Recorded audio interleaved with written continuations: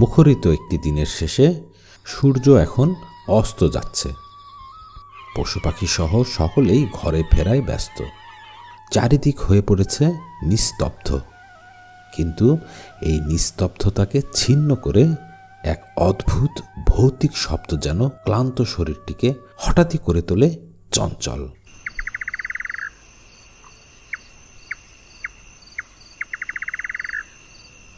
অদৃশ্য কোনো কিছু যেন এই রকম এক অদ্ভুত সুরে ডেকে চলেছে। এদের সহজে দেখা যায় না, ধরাও যায় না, কিন্তু সন্ধ্যার দিকে বা ভোরবেলায় ঠিকই ডাক শোনা যায়। একসময় সারা বাংলাদেশ জুড়ে এই অদৃশ্য পাখিটির বিচরণ থাকলেও বর্তমানে সন্ধ্যায় বা ভোরে আর এদের ডাক শোনা যায় না। ৮০-র দশকে এই ডাক আমিও শুনেছি। হঠাৎ উড়ে চলার শব্দ শুনেছি, দুই একবার দেখেছি। তবে মনে হয়েছে এরা বোধহয় ছোট জাতের পেঁচা, যাকে আমরা অনেক সময় ধুধু বলে ডাকি।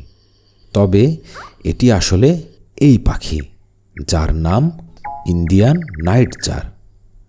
এগুলোকে বাংলায় কোয়াক বা রাতচরা নামেও ডাকা হয়।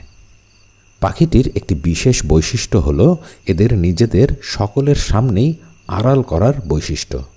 এদের গায়ের রং এমন যে এরা যেখানে থাকে ঠিক সেখানকার পরিবেশের সাথেই মিলে যায়।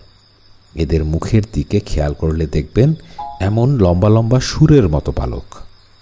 এই ইন্ডিয়ান নাইটজারের প্রতি পাশে রয়েছে এমন ৯টি। তবে এটি প্রজাতি ভেদে মুখের প্রতি পাশে মোটামুটি ৮ থেকে ১০টি করে থাকে। এই বৈশিষ্ট্য মূলত ওদের কাজে লাগে শিকারের সময়।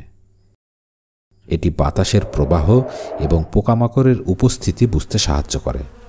তাছাড়া পোকা শিকারের সময় যাতে চোখের কোনো প্রকার ক্ষতি না হয় এবং ওদের বিশাল মুখের ভেতর পোকাগুলো যাতে সরাসরি ঢুকতে পারে, তার জন্য এগুলো পথ প্রদর্শকের মতো কাজ করে। জঙ্গলের পাশে যদি এরা কোনো কারণে আপনাকে দেখে ভয় পেয়ে সরে যায়, তাহলে আপনি হঠাৎ মনে করতে পারেন এগুলো মনে হয় কোয়েল পাখি, কারণ এরা সাধারণত জঙ্গলের ধারে মাটিতে থাকে। এদের আরও একটি বৈশিষ্ট্য হলো এরা রাতে শিকার করে, অর্থাৎ এরা হলো নিশাচর। তাই রোদের আলো এদের চোখ তেমন একটা সহ্য করতে পারে না। সে কারণে ওরা জঙ্গলের পাশে অধিকাংশ সময় চোখ বন্ধ করে পাতার আড়ালে থাকে।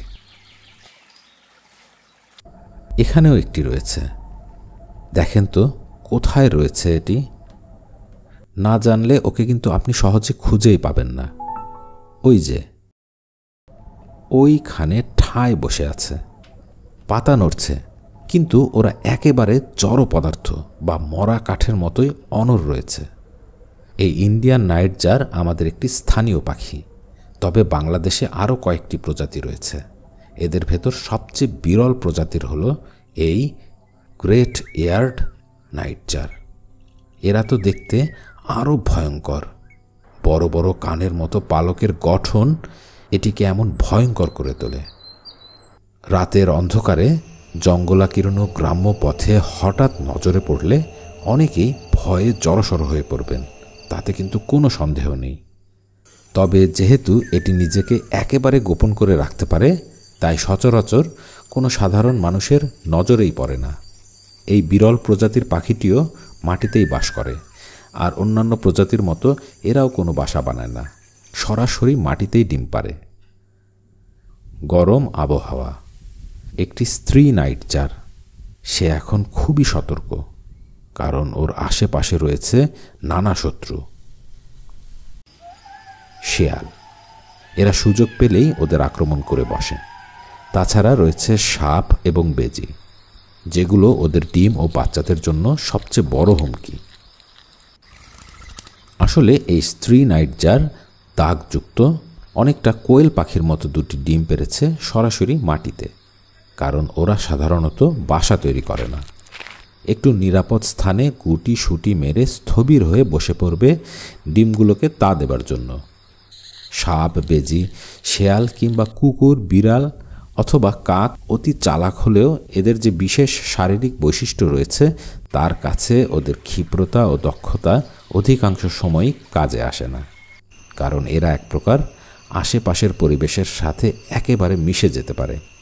কিন্তু বন্য শিকারীরা শুধু দেখে নয়, বরং গন্ধ শুকেও শিকার করার জন্য অভিযোজিত। তবে নাইটজারও কম যায় না। ওরা এই ধরনের অনিরাপদ স্থানে নিজেদেরকে টিকিয়ে রাখতে পেরেছে আরও একটি বিশেষ গুণাবলীর জন্য। সেটি হলো ওদের শরীর বা বাচ্চাদের শরীর হতে তেমন একটা গন্ধই বের হয় না। তাছাড়া ওদের রয়েছে অসম্ভব ধৈর্য ও সাহস। অত্যন্ত ভয়ঙ্কর পরিস্থিতিতেও মাথা ঠান্ডা রেখে ঠায় এবং অনড়ভাবে বসে থাকে। তাই শত্রু শত চেষ্টা করেও খুব সহজে ওদের খুঁজে বের করতে পারে না।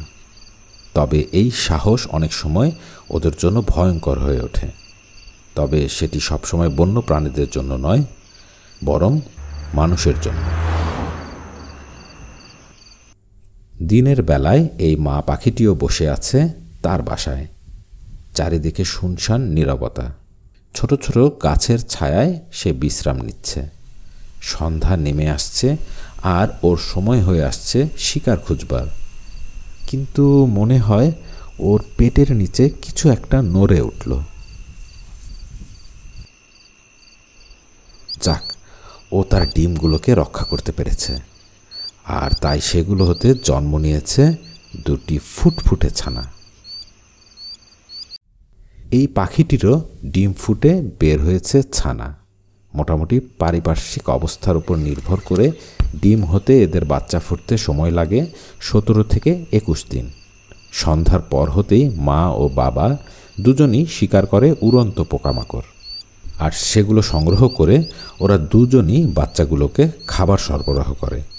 এই বাচ্চাগুলোর মা ওদের খাবার খাওয়ানোর পর আবার বেরিয়ে পড়েছে খাবার সংগ্রহে। তবে চঞ্চল বাচ্চাগুলো ওদের মাকে না পেয়ে অস্থির হয়ে বাসা ছেড়ে বের হয়ে গেল। এটি ওদের জন্য হতে পারে ভয়ঙ্কর কোনো অভিজ্ঞতার সাক্ষী। কিন্তু মা পাখিটি খুবই সতর্ক। ওদের এমন অবুঝ আচরণ দেখে সে আবার ফিরে আসে। বাচ্চাগুলো মাকে পেয়ে আনন্দে তার কোলে ঢুকে পড়ে। তবে মাদের কি কোনো শান্তি আছে? ওদেরকে সুরক্ষা দিতে গিয়ে মা এবার শিকার না নিয়েই বাসায় ফিরেছে। তারপরও দেখেন বাচ্চাগুলো কিভাবে ওর মার কাছ থেকে খাবার নেবার জন্য যুদ্ধ করছে। তারপরও মা পাখিটি একটুও বিরক্ত না হয়ে ওদেরকে সুরক্ষিত রাখবার চেষ্টা করছে। আমাদের চারপাশে আসলে এমন দৃশ্য, এমন সব আচরণ ছড়িয়ে রয়েছে। কিন্তু আমরা মানুষ হয়েও ভালোবাসাগুলোকে অনেক সময় ত্যাগ করি নিজের সামান্য অস্থায়ী সুখের জন্য। অনেক মা ও বাবাকে দেখেছি তাদের ছোট ছোট বাচ্চাকে ফেলে চলে আসতে। তবে আসল সুখ যে এখানেই লুকিয়ে থাকে তা আমাদের মতো বুদ্ধিমানরাও অনেক সময় বুঝতেই পারি না। মা বাবার যত্নে ওরা এক সময় হয়ে ওঠে বড়, আর এভাবেই ওরাও একদিন মা বাবার মতোই রাতের অন্ধকারে শিকার করে বেড়াবে।